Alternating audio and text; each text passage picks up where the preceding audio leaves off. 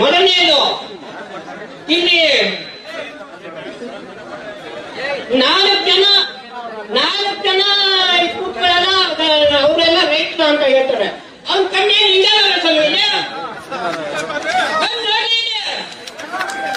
ಅವ್ನ ಕಣ್ಣಿಲ್ವಾ? ಕಣ್ಣಿಂದ ಒಳ್ಳೆ ಡಾಕ್ಟರ್ ಕನ್ನಡಕನ ಟೆಸ್ಟ್ ಮಾಡ್ಕೊಂಡು ಬಂದಿ ನೋಡ್ರಿ. ಅವ್ರ ಬಗ್ಗೆನೇ ಒಂದ್ ಕಡೆ ಇಟ್ಕೊಳ್ರಿ. ಕರ್ನಾಟಕ ರಾಜ್ಯದ ಮುಖ್ಯಮಂತ್ರಿಗಳು ಅಲ್ಲಿ ಯಾರು ರೈತರ ಇಲ್ಲ, ಅಲ್ಲಿ ವ್ಯವಸಾಯ ಮಾಡೋ ರೈತರೇ ಇಲ್ಲ, 80% ನಮ್ಮ ಕಡೆ ಇದ್ದಾರೆ ಅಂತ ಹೇಳ್ತಾರೆ. ಸರಿ, ಅದನ್ನ ಸವಾಲಾಗಿ ಸ್ವೀಕರಿಸ್ತೀನಿ. ಕನಿಷ್ಠ ಇವತ್ತು 80 ಜನ ಇದ್ದಾರೋ, 4 ಜನ ಇದ್ದಾರೋ, 3 ಜನ ಇದ್ದಾರೋ, ಆಧಾರ್ ಕಾರ್ಡು ಬಾಣ ಸಮೇತ ತೋರಿಸ್ತೀವಿ. ಬನ್ನಿ ಸ್ವಾಮಿ, ಈ ವೇದಿಕೆ ಸಿದ್ಧಪಡ್ತಾರೆ. ನಮ್ಮ ಕುಮಾರಣ್ಣರು ಬನ್ನಿ ನೋಡ್ರಿ, ಈ ಭಾಗಕ್ಕೆ ಬಂದು ನೋಡ್ರಿ ಸ್ವಾಮಿ. ನೀವು ಉಡಾಸೆ ಹೊಡ್ಕೊಂಡು ನಾವು DCF ಕಚೇರಿ ಮುಂದೆ ನಿಮ್ಗೆ ಮನವಿ ಪತ್ರ ಕೊಡಕ್ ಹೋದಾಗ ಇವ್ರು ದಳದಿಂದ ನಮ್ ಗಣೆ ಕಟ್ತೀರಾ? ನೀವು ದಳಕ್ಕೊಬ್ಬ ಮುಖ್ಯಮಂತ್ರಿನ, ಕಾಂಗ್ರೆಸ್ ಒಬ್ಬರ ಮುಖ್ಯಮಂತ್ರಿ ಇದ್ದಾರ, ಕರ್ನಾಟಕಕ್ಕೊಬ್ಬ ಮುಖ್ಯಮಂತ್ರಿ. ಸ್ವಾಮಿ, ನಿಮ್ಗೆ ಒಂದ್ ಮಾತು ಹೇಳಕ್ ತಿಳಿಸ್ತೀನಿ. ಇಲ್ಲಿ ಬಂಜರು ಭೂಮಿ ಅಂತೀರಾ, ಇದು ಪರಿಸರ ಇಲ್ಲ ಅಂತೀರಾ, ಇದು ಇಂಥ ಉನ್ನತ ಸ್ಥಾನದಲ್ಲಿದ್ದಾರೋ ಈ ಮಾತುಗಳೆಲ್ಲ ಆಡಬಾರ್ದು. ಇವಾಗ ಈ ಭಾಗದ ಡೈರೆಕ್ಟರ್ಗಳು ಇಲ್ಲ ಕಮಿಷನ್ ತಂದೆಯವರು ಹೇಳ್ತಾರೆ, ಈ ಭಾಗದ ಬೈರಮಂಗಲ ಕುಲಪಿತ ನೀರು, ಇಲ್ಲಿ ಕ್ಯಾನ್ಸರ್ ಬರ್ತದೆ, ಹಸುಗಳ ಹಾಲು ಕುಡಿದ್ರೆ ಕಾಯಿಲೆ ಬರ್ತದೆ, ತರಕಾರಿ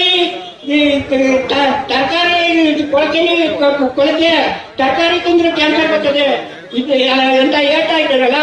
ಈ ಬೈರಮಂಗಲ ಜಲಾಶಯದಿಂದ ಮೊಟ್ಟ ಮೊದಲು ಹೊಸೂರು ನೀರು ಎತ್ಕೊಳ್ಳೋದು ಯಾವ ಸಮಯ ಅದನ್ನ ಹೇಳ್ತೀರಾ? ಅವ್ರು ಟ್ಯಾಂಕ್ ನೀರು ತಗೊಂಡು ಫಸ್ಟ್ ಈ ಕೊಳಕೆ ಯಾಕೆ ತಗೊಳ್ಳೋದು ಸಮಯ? ಅವಾಗಿಂದ ಇವ್ರಿಗೆ ಏನು ರೋಗ ಬರ್ತಿಲ್ಲ, ಏನು ಸಮಯ ಅವ್ರಿಗೆ ಯಾಕೆ ಹಿಂಗೆ ಉಡಾಪ ಮಾತಾಡ್ಕೊಂಡು ರೈತರನ್ನೆಲ್ಲ ಒತ್ತಾಗಿರ್ತಾವ್ರೆ. ಇಲ್ಲಿ ಬಂದ್ ನೋಡಿ, ಎಂತ ರೈತರು ಇಲ್ಲಿ ಕೂತಿರೋದು ನೋಡ್ಬಾರ್ದ್ರಿ. ನಿಮ್ ಕಣ್ಣು ಕಪಾಳ ಏನಿಲ್ವೇನ್ರಿ? ಏನ್ರಿ ನಿಮ್ಗೆ ಬಂದಿರೋದು? ಸ್ವಾಮಿ, ಇವಾಗ DK ಶಿವಕುಮಾರ್ ಅವ್ರು ಹೇಳ್ತಾರೆ, ಈ ಮುಖ್ಯಮಂತ್ರಿ ಆದಾಗ ಅವರ ಸೊಸೈಟಿ ರೋಡ್ ಶೋ ಮಾಡ್ತಾ ಹೇಳ್ತಾರೆ, ಯಾರು ಇಲ್ಲಿ ನೀವು ಯಾರು ರೈತರು ಭೂಮಿ ಕೊಡ್ಕೋಬೇಡಿ, ನಾನು ಕೆರೆ ತುಂಬಿಸ್ಕೊಡ್ತೀನಿ, ಸ್ವಾವಲಂಬಿ ಮಾಡಿ ನೀವು ಜಮೀನು ಕೊಟ್ಬಿಟ್ಟು ಬೆಂಗಳೂರಿಗೆ ಹೋಗಿ ಫುಟ್ಪಾತ್ ನಲ್ಲಿ ನೀವು ವ್ಯಾಪಾರ ಮಾಡಬೇಡಿ ಅಂತ ಹೇಳ್ತಾರೆ. ಕನಕಪುರಕ್ಕೆ ಹೋಗ್ತಾರೆ, ಅಲ್ಲಿ ಜಮೀನು ಕೊಡ್ಬೇಡ್ರಿ, ವ್ಯವಸಾಯ ಮಾಡ್ಕೊಂಡು ಬದುಕ್ರಿ ಅಂತ ಹೇಳ್ತಾರೆ. ನಾನು ಮಾತಾಡ್ತೀನಿ, ಕನಕಪುರಕ್ಕೆ ಮುಖ್ಯಮಂತ್ರಿ ಸೀಮಿತನೋ ಇಡೀ ಕರ್ನಾಟಕಕ್ಕೆ ಸೀಮಿತನೋ ಅಂತ ಒಂದು ಮಾತಾಡ್ತೀನಿ. ಇಲ್ಲಿ ಹೇಳ್ತಾರೆ ಹಾಲು ವಿಷ, ತರಕಾರಿ ವಿಷ, ಕುಲಪುಟ ನೀರು ಅಂತ ಎಲ್ಲ ಹೇಳ್ತಾರೆ ನಮ್ಮ ಏಜೆಂಟ್ಗಳು. ಅವ್ರಿಗೊಂದು ಮಾತಾಡ್ತೀನಿ, ನಿಮ್ದೇ ಮುಖ್ಯಮಂತ್ರಿ ತಮ್ಮನೆ ಮುಂಬೈ ಅಧ್ಯಕ್ಷರು ಇವಾಗ ಕೆಲಸ ಮಾಡಿ ಸ್ವಾಮಿ, ನೀವೇ ಈ ಭಾಗದ ಅವ್ರ ಕೈಗೆ ಡಾಕ್ಟರ್ಗಳಿಂದ ಚೆಕ್ ಮಾಡ್ತೀವ್ರಿ, ಅದು ಕುಲಪಿತ ವಿಷಪೂರಿತ ಹಾಲು ಅಂದ್ರೆ ನಿಮ್ ಕೈ ಅದೇನೆ ಆ ದನಗಳೆಲ್ಲ ಮಾರಾಕ್ ಕೊಡೋಣ ಆಯ್ತದ? ಏನು ಕೂಡ ಪೆನ್ ಮಾತಾಡ್ಕೊಂಡು ಕುಮಾರಣ್ಣನ ಕೂಸು ಯಾಕ್ರಿ ಇದು ದೊಡ್ಡ ಪರಿವಾರಿ ಕತೆ. ಮುಂದಿನ 28 ದುಡ್ಡು ಮಾಡೋಕ್ಕೋಸ್ಕರ ನೀವು ಈ ಪ್ರಾಜೆಕ್ಟ್ ಹೊಡಿತಾ ಇದ್ದೀರಿ. ಇಲ್ಲಿ ನಿಮ್ಗೆ ಯಾವ್ದು ಇಲ್ಲಿ ಸಿಗಲ್ಲ. ಈ ಪ್ರಾಜೆಕ್ಟ್ ಹೊಡೆದ್ರೆ ಒಂದು ಮುಂದಿನ 28 ವರ್ಷದ ಎಲೆಕ್ಷನ್ ಪ್ರಾಜೆಕ್ಟ್ಗೆ ದುಡ್ಡು ಮಾಡ್ಬೋದು ಅಂತ ಇದಾಕೊಂಡಿದ್ದೀರಾ ನೀವು. ಗೋಮಾಳ ತಂದಷ್ಟು ಇದು ಎಲ್ಲ ಹೊಡ್ಕೊಂಡೋದ್ರೆ ಏನೋ ನಮ್ದು ಸರಿಗಟ್ಟು ಕೊಟ್ಟು ಅಂತ ಹೇಳ್ತಾ ಇದ್ದೀರಾ. ಇದು ನಿಮ್ ಕೈಲಾಗಲ್ಲ, ನೀವೇನೇ ಮಾಡಿದ್ರು ಆಗಲ್ಲ.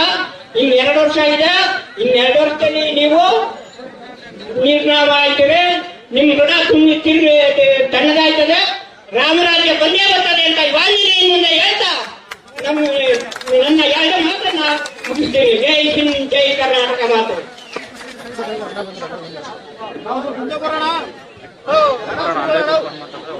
ನಮ್ಮ ಅಧ್ಯಕ್ಷರಿಗೆ ಧನ್ಯವಾದಗಳು. ಈಗ ಬಹಳಷ್ಟು ಸಮಯ ಆಗಿದೆ.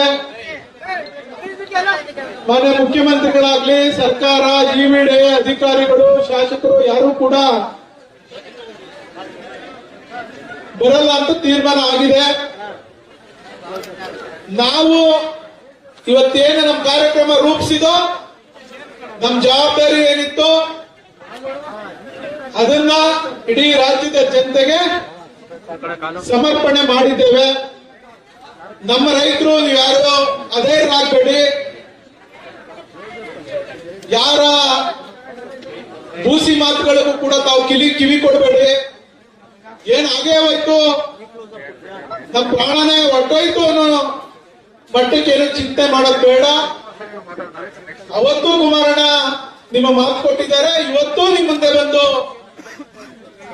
ಅವ್ರ ಮಾತ ಕೊಡಕ್ ಬಂದಿದ್ದಾರೆ. ನೀವೆಲ್ಲರೂ ಧೈರ್ಯವಾಗಿ ಈಗ ಸರ್ಕಾರಕ್ಕೆ ಮಾನ್ಯ ಮುಖ್ಯಮಂತ್ರಿ ಮಹಿಳೆಯರಿಗಾಗ್ಲಿ ರೈತರಿಗಾಗ್ಲಿ ಮಾತಾಡೋದು ಏನು ಅಂದ್ರೆ, ಈ ಪ್ರಕೃತಿ ಹಸಿರುಳಿಸಿ ನಾಡು ಬೆಳೆಸಿ ಅಂತ ಹೇಳ್ತಾರೆ. ಎಲ್ಲಾದ್ರೂ ಗಿಡ ನೆಡಿ, ನಮ್ಗೆ ಪ್ರಕೃತಿ ನಿಯಮ, ಪ್ರಕೃತಿ ಮಳೆ ಬರ್ಬೇಕಂದ್ರೆ ಬೆಳೆದು ಮಳೆ ಬೆಳೆಸ್ಬೇಕು. ಇಲ್ಲ ಅಂದ್ರೆ ನಾವು ಹೊಟ್ಟೆ ಅನ್ನ ತಿನ್ಬೇಕು ಅಂದ್ರೆ ಬೆಳೆ ಬೆಳಿಬೇಕು ಅಂತ ಹೇಳ್ತಾರೆ. ಎಲ್ಲಾದ್ರೂ ನಾವು ಬೆಳೆಯಾದ ಅನ್ನನ ಅವು ತಿನ್ಬೇಕು. ಪ್ರಕೃತಿ ಬೆಳೆಯಾಲ್ಸೋದ್ನ ಮಳೆ ಗಾಳಿ ಬಿತ್ತು ಪ್ರತಿಯೊಂದು ಕೊಡೋದು ಪ್ರಕೃತಿ ಅಂತಾರೆ. ಆದ್ರೆ ಪ್ರಕೃತಿ ಏನ್ ಮಾಡ್ತಾ ಇದೀರಾ, ರೈತರ ಮೇಲೆ ಹೊಟ್ಟೆ ಮೇಲೆ ಹೊಡೆದಿ ತಿನ್ನೋ ಅನ್ನ ಕಿತ್ಕೊಂಡು ಪ್ರಕೃತಿನ ಕಿತ್ಕೊತಾ ಇದೀರ. ಪ್ರಕೃತಿಯಿಂದಲೇ ನಾವೇನ್ ಬದುಕೋದು? ನೀವಂದ್ರೆ ಎಸಿ ಮಾಡ್ಕೊತಿರೋರು, ಪ್ರತಿ ಒಂದ್ ಕ್ಷಣಕ್ಕೂ ಎಸಿ ಹಾಕಿರ್ತೀರ. ಆದ್ರೆ ನಾವು ರೈತ ಹಂಗಲ್ಲ, ಬಿಸಿಲು ಮಳೆ ಗಾಳಿ ಎಲ್ಲರಿಗೂ ನಾವು ಬೆರ್ತು ಅದ್ರೊಳಗ ಪ್ರಕೃತಿ ಬಗ್ಗೆ ನಾವೇ ಒಂದ್ ಜೀವ ಅಂತ ಬದುಕ್ತಾ ಇರ್ತೀವಿ. ಆ ಬದುಕಕ್ಕೆ ನೀವು ಅವಕಾಶ ಕೊಟ್ಟಿದ್ದೀರಾ? ನಮ್ಗೆ ಅವಕಾಶ ಕೊಟ್ಟಿದ್ದೀರಾ? ರೆಡ್ ಜೋನ್ ಅಂತ ಯಾವಾಗ ಹೇಳ್ತಿರ್ತೀರ. ಆದ್ರಿಂದ ಏನ್ ಬೇಕು, 10 ಎಕರೆ 1 ಎಕರೆ 10 ಗುಂಟೆ 5 ಗುಂಟೆ ಇರೋದು ಬದುಕೊಂಡಿದ್ದಾರೆ. 1000 ಎಕರೆ ಇರೋರು 10 ಎಕರೆ 1 ಎಕರೆ ಚೆನ್ನಾಗಿ ಬದುಕ್ತಾ ಇಲ್ಲ. ನೀವೇ ಬದುಕ್ತಾ ಇಲ್ಲ. ನೀವು ರೈತರು ಬೆಳೆ ಬೆಳೆದು ಏನ್ ಬದುಕ್ತಾ ಇಲ್ಲ. ನೀವೇನ್ ನಿಮ್ಮ ಅಪ್ಪ ತಾತ ಸಂಪಾದನೆ ಮಾಡಿರೋದನ್ನ 10 ಎಕರೆ 1 ಎಕರೆ ಕಳ್ಕೊಂಡು ಜೀವನ ಮಾಡ್ತಿದ್ದೀರಾ. ಆದ್ರೆ ನಾವು ಆತರ ಜೀವನ ಮಾಡ್ತಿಲ್ಲ ಸ್ವಾಮಿ. ನಾವಿರೋದು 1.5 ಎಕರೆ ಜಮೀನು, 1.5 ಎಕರೆಗೆ ನಾವು ಬೆಳೆ ಬೆಳೆದು ತಿಂತಾ ಇದೀವಿ. ಆದ್ರೆ ಈ ಚರಂಡಿ ನೀರು ಕಲ್ಮಶವಾಗಿದೆ ಅಂತ ಹೇಳ್ತಿರಲ್ಲ, ಚರಂಡಿ ನೀರು ಕಲ್ಮಶ ಆಗಿಲ್ಲ. ನೀವು ಮಾಡಿರುವಂತ ಬ್ಯಾವಟಿಗಳು ಅದ್ರ ಬರಂತ ಕಲ್ಮಶ ನೀರನ್ನ ನಾವು ಬೆಳೆ ಬೆಳಿತಾ ಇದೀವಿ. ಆದ್ರೆ ಆ ಪ್ರಕೃತಿ ಗಿಡಗಳು ತರಕಾರಿಗಳು ಏನ್ ಮಾಡ್ತವೆ, ಆ ವಿಷಯನ ತಗೋತಾ ಇಲ್ಲ. ಒಳ್ಳೆ ನೀರನ್ನ ಸೇವಿಸ್ತೇವೆ, ನಮ್ಗೆ ಒಳ್ಳೆ ಪ್ರೋಟೀನ್ ಅಂಶ ಇರುವಂತ ಮಾತ್ರ ಕೊಡ್ತವೆ. ನಮ್ಗೆ ಭೂಮಿ ಕಿತ್ಕೊಂಡಿ ಸ್ವಾಮಿ, ನಾವಿರೋದು ಕಮ್ಮಿ. ಆದ್ರೆ ನಾವಂತ ಬೆಳೆದಿರೋ ಅನ್ನ ನೀವು ತಿಂತಾ ಇರೋದು, ನೀವು ಕೊಡುವಂತ ಅನ್ನ ನಾವು ತಿಂತಾ ಇಲ್ಲ. ನಾವು ರೈತರು, ನಾವು ಬೆಳೆಯುವ ರೈತರು ಸಿಟಿ ಹೋಗಿದ್ದೀರಾ ಅಂದ್ರೆ, ನಾವು ಬೆಳೆಯೋ ರೈತರು ಹಾಲಾಗ್ಲಿ ತರಕಾರಿ ಕಾಯಿ ಆಗ್ಲಿ ಏನಾಗ್ಲಿ ನಾವು ಕೊಡೋದಕ್ಕೆ ಕಾಯ್ಕೊಂಡಿರ್ತೀವಿ ಸಿಟಿ ಒಳಗೆ. ಹಳ್ಳಿ ಒಳಗೆ ಆ ಥರ ಇಲ್ಲ. ನಾವು ಹಳ್ಳಿ ಒಳಗೆ ಒಂದ್ ಒಪ್ಪತ್ತೆ ತರಕಾರಿ ಸಿಟಿಯಿಂದ ಬರ್ದಿರೋ ಪರವಾಗಿಲ್ಲ, ಬೆರ್ಕೆ ಸೊಪ್ಪಾಗ್ಲಿ ಅಣ್ಣೆ ಸೊಪ್ಪಾಗ್ಲಿ ಸ್ವಲ್ಪ ಕಿತ್ಕೊಂಡು ಹೊಟ್ಟೆ ಸೇವಿಸ್ತಾ ಇದೀವಿ. ನಾವು ಹೊಟ್ಟೆಗಳು ಹೊಡಿಬೇಡಿ, ದುಡ್ಡು ಹಾಕ್ಬಿಟ್ಟಿರೋ ಅಂತಿರಲ್ಲ, ಹಾಕೊಂಡು ಎಷ್ಟು ದಿವಸ ತಿಂತೀವಿ. ನಾವು 1.5 ತಿಂತಿರೋದೆ ಇಬ್ರು ಅಣ್ಣ ತಿಂತಿರ್ತಾರೆ. ಅದ್ರಾಗ ಎಷ್ಟು ಹೋಗ್ಬಿಡ್ತೈತೆ ಸ್ವಾಮಿ ನಮ್ ದುಡ್ಡು. ನಾವು ಎಷ್ಟು ದಿನ ತಿನ್ನೋಕ್ಕಾಗುತ್ತೆ? ಇಬ್ರು ಮಕ್ಕಳಿದ್ದಾರೆ, ಅವ್ರಿಗೆ ಅದೊಂದು ಇದೊಂದು ಕೊಡು ಸಾಲ ಮಾಡಿ ತೀರ್ಕೊಂತಾರೆ. ಮುಖಾಂತರ ನಮ್ ಸೈಡ್ ಕಾಣಕ್ಕಾಗಲ್ಲ. ನಾನ್ ಸೈಡ್ ಕಾಣಕ್ಕಲ್ಲ ಸ್ವಾಮಿ. ಅವರ 10 ಎಕರೆ ಇರೋದು ನಮ್ ಬಡವ ಮಹಿಳೆ. ನಾವು ಶ್ರೀಮಂತರಲ್ಲ. ನಮ್ಗೆ ಇರೋದು 1.5 ಎಕರೆಲಿ 3/4 ಎಕರೆ ಬರೋದು. ನಾವು 3/4 ಎಕರೆ ಉಳಿಸಿ ನಮ್ ಜೀವನ ಬೆಳೆಸಿ.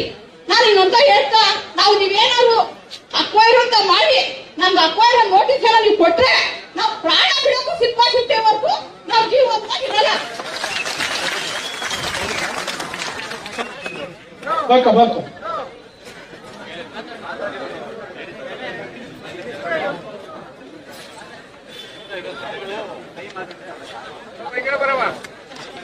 ಇದಕ್ಕೆ ಇಲ್ಲಿರುವ ಗಣ್ಯರಿಗೂ ನಮಸ್ಕಾರ, ರೈತ ಮಹಿಳೆಯರಿಗೂ ರೈತ ಮುಖಂಡರಿಗೂ ನಮಸ್ಕಾರ.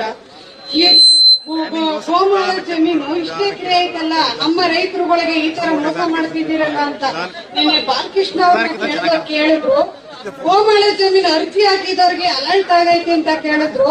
ಎಲ್ಲ ಅಲರ್ಟ್ ಆಗೈತೆ, ಪಾಣಿ ಬಂದೈತೆ ಅಂತ ಕೇಳೋದಕ್ಕೆ ಅಲರ್ಟ್ ಮಾಡಿದೀವಿ ಅಂದ್ರು. ನಾನೆಂತ ಕೇಳಿದೆ, ನೀವು ಅಲರ್ಟ್ ಮಾಡಿದ್ರೆ ರೈತರುಗಳಿಗಾಗಿಲ್ಲ, ಯಾರ್ಯಾರು ಗೋಮಾಳ ಜಮೀನು ಬೇನಾಮಿ ಆಸ್ತಿ ಮಾಡಿದಿರಿ ನಮ್ಗ್ ತಂದು ತೋರಿಸಿ. ಬೈಮಂಗ್ಲ ಸರ್ಕಲ್ ಅಲ್ಲಿ ಮಟ್ಟಮಂದ ನಾವು 9,642 ಎಕರೆ ಜಮೀನು ಅಂತ ಹೇಳಿದ್ರಿ. ಈಗ ಬರೀ 700 ಎಕರೆ ಜಮೀನ್ ಗೋಮಾಳ ತೋರಿಸ್ತಾ ಇದ್ದೀರಲ್ಲ.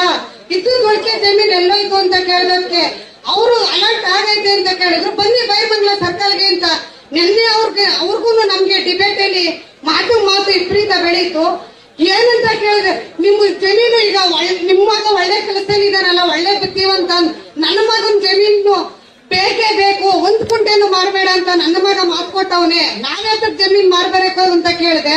ಅದಕ್ಕೆ ಅವ್ರೇನಂತ ಹೇಳಿದ್ರು ಗೊತ್ತಾ, ಈಗ ನಾವು ಅಕ್ವೇರ್ ಮಾಡ್ತೀರ್ತೀವಿ ಅಂತ ಹೇಳಿದ್ದಾರೆ. ಅದೇನ್ ಮಾಡ್ತೀರಾ ನಮ್ ಸಮಾಜ ಮೇಲೆ ನೀವೇ ಟೌನ್ಶಿಪ್ ಮಾಡಿ ಬನ್ನಿ, ನಾವು ಪರಕೆ ಎತ್ಕೊಂಡು ಬೈರ್ಮಂಗ್ಲ ಅಲ್ಲೇ ಬನ್ನಿ, ನಾವ್ ಹೆಂಗಸರು ಕೂಡ ಬೈರ್ಮಂಗ್ಲ ಪರಕೆ ಎತ್ಕೊಂಡು ನಿಂತ್ಕೊತೀವಿ ಅಂತ ಹೇಳಿದ್ದೀನಿ. ರೈತ ಮಹಿಳೆಯರೇ, ನೀವು ನಿಮ್ಮೂರಿಗೆ ಯಾವೇ ಅಧಿಕಾರಿ ಬಂದ್ರು ನಮ್ಮ ಗಂಡಸರುಗಳನ್ನ ಮುಂದಕ್ಕೆ ಬಿಡ್ಬೇಡಿ. ಪರಕೆ ಎತ್ಕೊಂಡು ಕಾಲ್ಪಿಡಿ ಹೊತ್ಕೊಂಡು ಬಡಿಕೊಳ್ಳೆ, ಕಾಲ್ಪಿಡಿಗೆ ಅವ್ರ ಮಕ್ಕಳು ಬಿಡುತ್ತೆ. ನಮ್ ಜಮೀನ ಕಳ್ಕೊಳ್ಳೋದು ಬೇಡ. ನಮ್ಮ ಮಕ್ಕಳಿಗೆ ನಾವು ಕೊಡೋಣ ಜಮೀನ, ಬೇರೆಯವ್ರು ಕೊಡೋದು ಬೇಡ. ಡಿ.ಕೆ. ಶಿವಕುಮಾರ್ ಜಮೀನ್ ಎಷ್ಟಿತ್ತು? ಬರೀ 3 ಎಕರೆ ಇತ್ತು. ಈಗ 1,000 ಕೋಟಿ ಒಡೆಯ ಅಂತಾರ ಅವರು. ನಾವು ನಮ್ಮ ಜಮೀನ್ಗೆ ನಾವು ಒಡ್ತೀರಾಗಬೇಕು, ಬೇರೆಯವ್ರ ಜಮೀನ್ ನಾವು ಒಡ್ತೀರಾಗೋದೇ ಬೇಡ. ನಮ್ ಗಂಡಿನ ತಲೆ ತೋರ್ಸೋದೇ ಬೇಡ, ಇನ್ನೊಬ್ರು ತಲೆ ಮೇಲೆ ಕೈ ಮಡಗಿ ಸಂಪಾದನೆ ಮಾಡೋದೇ ಬೇಡ, ಇನ್ನೊಬ್ರು ಎಳಿನ ಮೇಲೆ ನಾವು ಹೋಗೋದೇ ಬೇಡಿ. ನಮ್ಮ ಜಮೀನಲ್ಲಿ ಇರೋಣ, ಇನ್ನೊಬ್ರ ಜಮೀನಲ್ಲಿ ಬೇಡಿ. ನಮ್ಮ ಇರೋ ಮನೆನೇ ಸಾಕು, ಇರೋ ಜಮೀನೇ ಸಾಕು, ನಮ್ಮ ಮಕ್ಕಳು ಅಲ್ಲೇ ಇರ್ಲಿ, ಬೇರೆಯವ್ರ ಮೇಲೆ ಹೋಗೋದ್ ಬೇಡ. ನಮ್ಮ ಮನೇಲಿ ನಾವ್ ಇರೋಣ. ನಮ್ ಗಂಡನ್ ಯಾರು ಸಾಲಗಾರರು ಬಂದು ಕೇಳಲ್ಲ. ನಾವು ಜಮೀನಲ್ಲಿ ನಾವು ದುಡ್ಕೊಂಡು ತಿಂತಾ ಇದೀವಿ.